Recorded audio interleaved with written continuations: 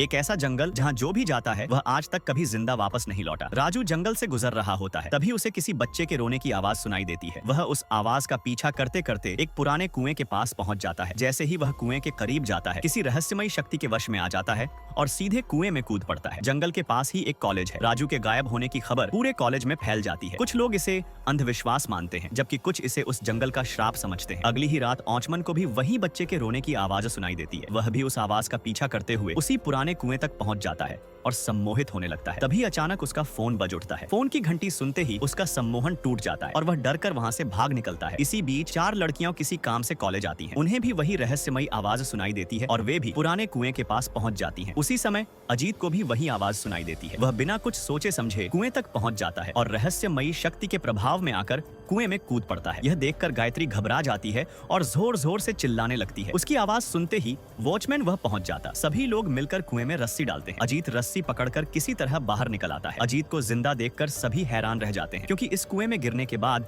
आज तक कोई भी इंसान जिंदा वापस नहीं लौटा था। आखिर इस कुएं का रहस्य क्या है? ये आवाज किसकी है? जानने के लिए अगले पार्ट का इंतजार कीजिए।